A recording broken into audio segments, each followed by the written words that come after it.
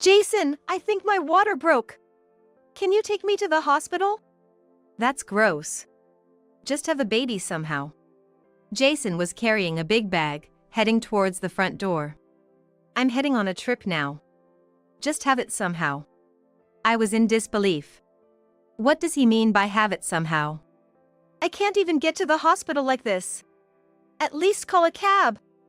No way. That's a hassle. Can't you have it without causing trouble for others? The door slammed shut, and there I was, left alone in the room, holding my belly. I was sweating badly, yet the room felt suddenly cold. Would a husband really go on a trip leaving his wife about to have a baby? I never imagined this when I got pregnant. I never thought I'd ever face something like that. This grudge will stay with me for life. My feelings towards my husband grew increasingly intense. We've been married for a year. I got pregnant with our long-awaited baby. I'm Linda, a 24-year-old office worker. I married Jason, my college classmate, right after graduation. For Jason, college was local, but my hometown was far, only reachable by plane. I thought about going back home to work, but we couldn't bear to be apart, so we got married. Jason had a lot of friends locally, and news of his early marriage spread quickly, bringing many congratulations. This is a so-called regional city, with universities and companies located downtown, and fields in the suburbs. We live in a typical regional city. Jason's parents are divorced, and his mother lives alone in a house in the suburbs. She's very friendly, and we hit it off right away. Sometimes she brings us produce from her garden, making me grateful for such a wonderful mother-in-law. However, Jason started acting differently shortly after I got pregnant. He became moody and sometimes spoke harshly. His overtime and business trips increased, leaving him less time at home. In the early pregnancy, Jason, even not knowing the baby's gender, wanted baby clothes, furniture, and toys for older ages. I smiled at his excitement, happy to share the joy of our baby's arrival. Especially on Wednesdays, he seemed to work late. He'd come home unusually energetic, usually cooking dinner. I didn't know Jason liked cooking so much. I lived with my mom for a long time. I have many specialties. But actually, Jason's cooking was often too rich or oily for my changed taste during pregnancy. You don't need to cook when you're tired. Let me do this much. Sorry, but I can't eat much these days. It'd be a waste if I couldn't eat what you made. I tried to refuse gently, but he slapped me. I couldn't believe what was happening. You're saying you can't eat my food? I didn't mean it like that. My body's just different because of the pregnancy. Always the pregnancy excuse. There are pregnant women at my work who still work and eat normally. I touched my still stinging cheek, choosing my words carefully. I had a lot to say back. But I didn't want to provoke him further. Being compared to other pregnant women was frustrating. Everyone's different. You keep buying spices and ingredients for cooking and wasting them. It's a waste of food expenses too. So it's all about money, huh? You're such a stingy woman. Jason clicked his tongue, taking all the food back to his room. I was left with unspoken words swirling in my head, and I hardly slept that night. After that, Jason stopped cooking and started eating out more often on his late nights. He wouldn't tell me and would come home after eating, leaving me with extra food I prepared for him, and demanding more money for dining out, straining our finances even more. I decided to take maternity leave a bit early. It was my first pregnancy and I was full of anxiety, and my health was worse than expected, making it impossible for me to work. Even when I decided to take maternity leave, Jason was full of sarcasm. Aren't you just being lazy? That's not it. I really feel unwell. Plus, I haven't stopped doing the housework. Housework is just like odd jobs. It doesn't even make a penny. It seemed like in Jason's view, I just lazed around all day. Despite his opposition, I somehow managed to start my maternity leave. I thought I could relax at home, but with hospital visits, managing my health, and more demanding housework, my days were tougher than ever. One evening, I got a call from my senior, Ashley. She was a year ahead of me in college and worked at the same company as Jason. She was a leader during our student days, almost like a sister to me. "How are you? Is the pregnancy going well?" Hey, Ashley, aren't you working late today? "No, it's my day off." But today's Wednesday, right? Jason always seems busy on Wednesdays and comes home late. "That's odd. Our company has a no overtime policy on Wednesdays. We're practically kicked out if we try to work." Ashley's words confused me. Then what was Jason doing every Wednesday coming home late? She seemed to sense my bewilderment. "I'll keep an eye on Jason's work situation from now on," she offered to help. That same night, Jason came home late again and went straight to the bathroom without saying anything. His phone was lying face down on the table. I was wiping the table and accidentally dropped his phone. "Oh no, I hope it didn't get scratched," I thought, picking it up. The message screen was left open. I only saw it for a second, but there were messages with red heart emojis. He never used such emojis in our messages. A suspicion flickered in my mind. Could it be an affair? As I stood frozen, Jason came out of the bathroom saying, "Shoot, I forgot something." He was half-dressed. Seeing me with his phone, he exploded in anger. What the heck? Why are you snooping through my phone? It's not like that. I accidentally dropped it. I was just checking for damages. How stupid can you be? I always tell you to do the housework properly. Look at this phone, now there's a scratch on it. But his phone screen was already cracked. I couldn't tell where the new scratch was. Supporting you seems like such a loss. You can't even do housework properly, and now you're trying to break my phone. It was an accident. Your backtalk is also annoying. Jason grabbed his phone angrily and returned to the bathroom. His forgotten item was apparently the phone. Taking a phone to the bathroom. With a sense of unease, my suspicion of infidelity grew. As my due date approached, Jason's mother said she would visit. She mentioned bringing seasonal vegetables from her garden. She was concerned about bothering me during this important time, but I was eager to hear her advice on childbirth and welcomed her. I cleaned the house from top to bottom that morning and even put on makeup, ready to welcome her.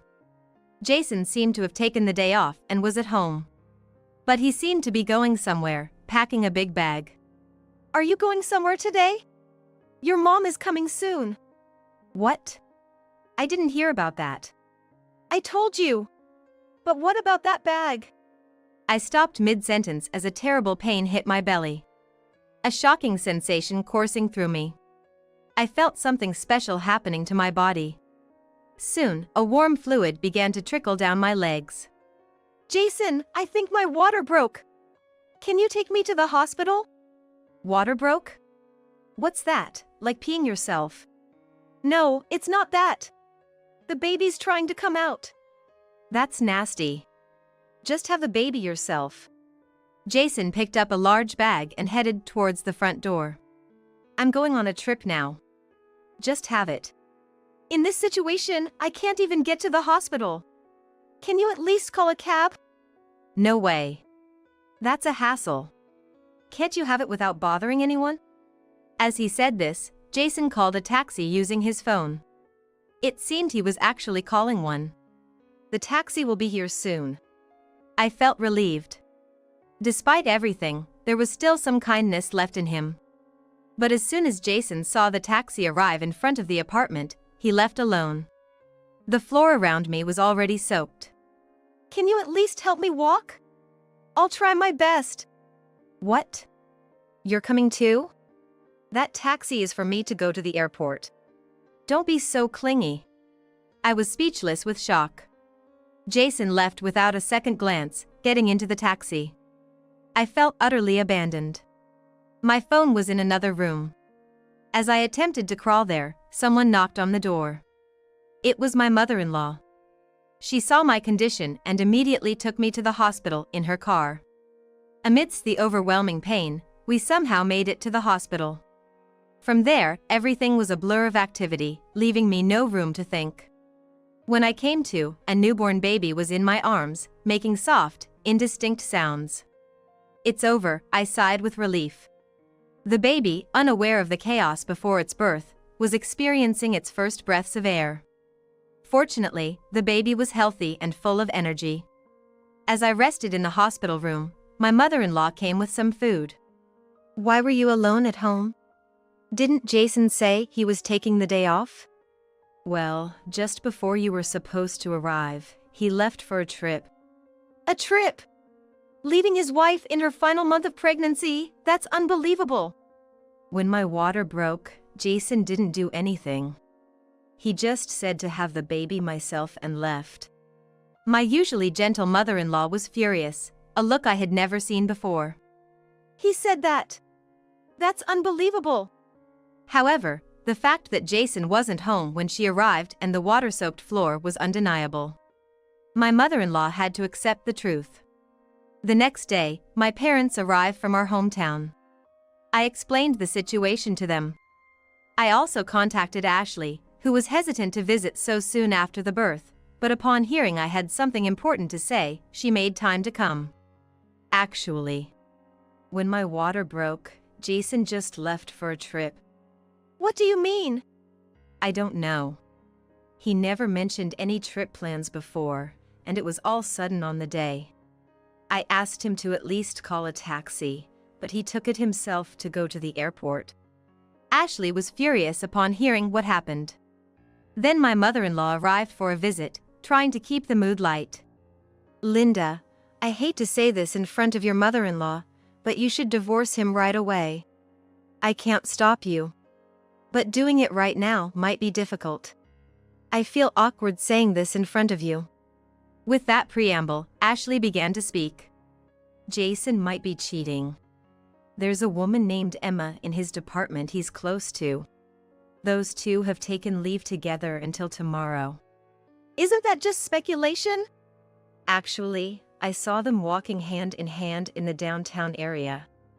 And there's more evidence I can't reveal here, but it's significant. So, was Jason really having an affair? Was this trip with his mistress? No matter how much I doubted, after giving birth, I had no free time at all. Catching bits of sleep was all I could manage. When I muttered this, both my mother-in-law and Ashley's eyes sparkled. "We'll help you," they said in unison. I didn't want to stay in that house anymore. "I'll help with anything," they both offered, and I shared my thoughts. That's easy. Use my spare room. You can also stay at my place. Gratefully accepting their offer, I decided to live with my mother-in-law for a while after the birth. They even offered to move my clothes and baby items to my mother-in-law's house. I felt bad, but I could hardly move out of bed. Even going to the bathroom alone was a struggle. I gladly accepted their kindness. My mother-in-law and Ashley kept visiting me. My mother-in-law seemed happy to see her grandchild every time she visited, never complaining. She even showed me pictures of my belongings. They were moved into her spacious room, which looked very comfortable. Ashley helped a lot with the move. I couldn't help but be grateful to them. One day, while talking with my mother-in-law in the hospital room, my phone rang. It was Jason. I hesitated to answer, but my mother-in-law silently shook her head. I haven't even told Jason about the baby being born. Just ignore him. Let him figure things out on his own. My mother-in-law seemed to have given up on Jason far more than I had. The phone kept ringing. Thankfully, my room was private. I reluctantly answered in speaker mode. I'm in the hospital room. I can't talk for long. I just got back from the trip. Why are all our things gone? I've decided to live separately from you. Did you enjoy your trip? Never mind that. Did the baby get born? The baby was born safely. Jason's loud voice came through the phone. Why didn't you contact me right away? Don't mess with me, I'm the father. I don't recognize you as a father after you left for a trip while I was in labor and being rough. Don't be stupid. Who do you think provides for you? My mother-in-law frowned beside me. Ignoring Jason's loud voice, I calmly retorted. What are you doing at work, Jason? Having an affair? That's not true. His voice became low. Someone said they saw you walking downtown with a woman named Emma. Did you go on the trip with her? There was a sharp intake of breath from the other end. Jason's momentum seemed to falter. Still, he said this in a bluffing voice. Don't talk nonsense. Don't forget that you ignored me. Oh, I have to go. It's feeding time. I abruptly ended the call. My mother-in-law apologized to me. I can't believe Jason talks like that. I'm so sorry, Linda. It's my fault for how I raised him. You're not to blame. The reason I divorced his father was because of his violence. His way of talking just now scared me, reminded me of his father. Her expression was gloomy, probably recalling her difficult past. I hugged my mother-in-law's shoulders. You had a hard time. Don't worry, I'll handle my situation. You're carrying too much on your own. You've been working so hard. The house was always spotless, and you did your housework well. I had to be careful. Jason would get angry if I slacked off. He just doesn't understand how hard it is to be pregnant. I'll keep that in mind. Can I borrow your house tomorrow? My mother-in-law left these mysterious words and left the hospital room. The next day, she gathered people at my house, including Jason, his mistress Emma, and Ashley. I received a video call from Ashley. I had heard that I would be contacted, so I was preparing. My familiar home appears on the screen. They were all sitting around the table.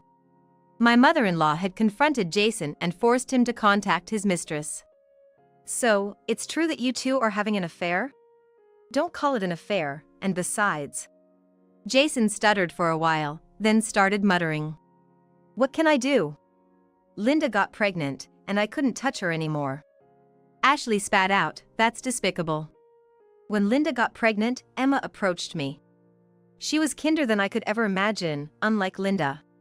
Linda was pregnant, it's natural for her to be overwhelmed. Didn't you think to support Linda during her pregnancy?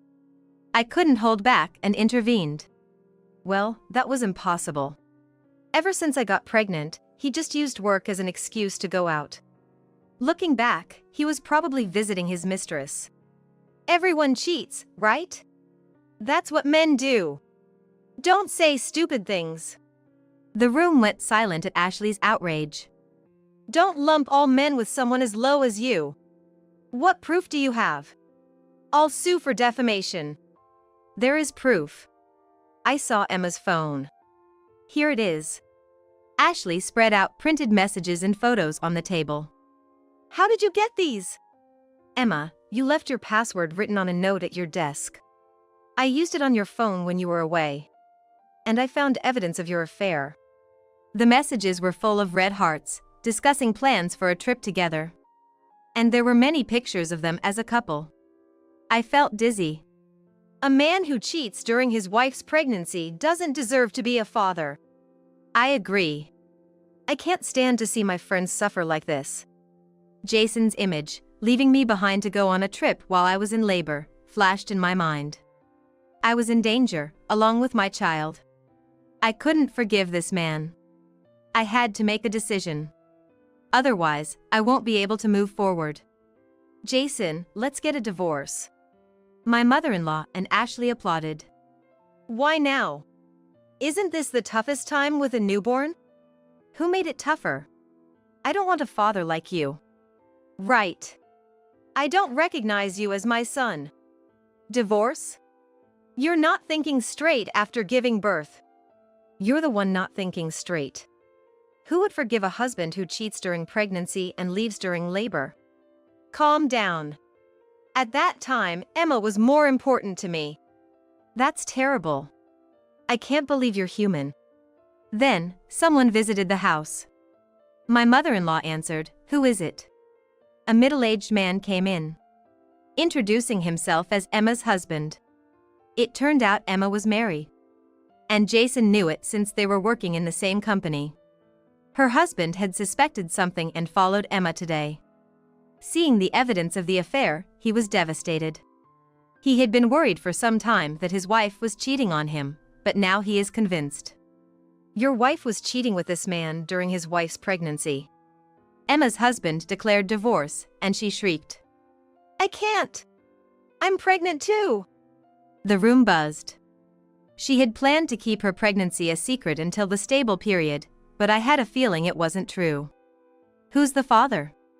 I don't want a child whose father is unknown, her husband said coldly. I agreed with him. Emma apparently had a 3-year-old daughter and was expecting her second child. She worked part-time, supposedly for childcare. But she used her free time for the affair. Her husband must have felt betrayed as well. Her husband declared he would take care of their daughter, saying Emma was no longer a mother. All of you just don't get it.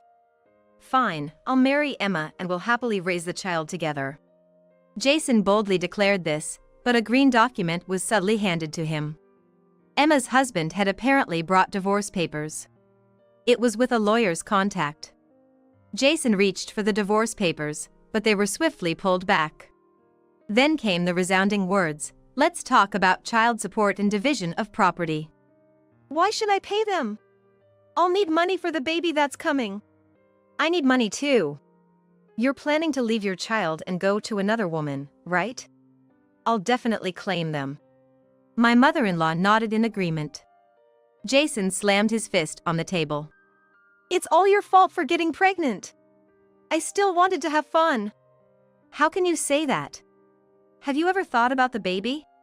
Tears welled up in my eyes. But my mother-in-law's words brought me back to reality. Don't just say things that suit you. Clean up your own mess. Come on, Mom, help me out here. I refuse. Didn't I say you're not my son anymore? After much argument, it was decided that I would demand child support from Jason. Emma's husband planned to do the same. Thanks to Emma's husband, we were able to contact the lawyer on the spot. My mother-in-law and Ashley agreed to be witnesses. They would bring the papers to the hospital room later. After finishing breastfeeding, I waited in the room until they arrived. I signed the papers to start divorce process and handed them to my mother-in-law. I felt a sense of relief, having accomplished a big task. Though I was full of anxiety about raising a child on my own, when I looked up, I saw the reassuring smiles of 2 strong women. I had one request for Ashley. She promptly fulfilled it. I asked her to spread the word about Jason's actions throughout the company. In this small city, where relationships among acquaintances are strong, strange rumors can be damaging. While I worked at a different company and wasn't originally from this area, rumors wouldn't affect me much. My mother-in-law promised to block any information that might come my way. The effect was immediate. Linda, I spread the rumor. Our company values integrity. If there are odd rumors, you can't work properly. Thank you. I'm sorry for asking you to do something so strange. That's okay, those 2 had poor performance anyway. Now, they won't get any important tasks, and nobody at the company talks to them anymore. They're also from this area, so their friends know about it too. They had many friends locally, but everyone distanced themselves. Losing both their jobs and friends, they had nothing to rely on. Emma's husband decided to live with the first child, and the child wouldn't warm up to her during visits. Jason and Emma left the company, but finding new jobs was difficult as they had acquaintances everywhere. Now, Jason had moved out of our shared apartment and was living in a small place with Emma. According to my mother-in-law, who heard from neighbors, they constantly argued. It seemed fine while they were dating, but living together was another story. Considering child support and the care for the upcoming baby, they couldn't easily separate. I decided to stay with my mother-in-law during my maternity leave. Taking care of my grandchild is wonderful. It reminds me of when I was raising kids, and it makes me feel young again. She happily took care of the baby.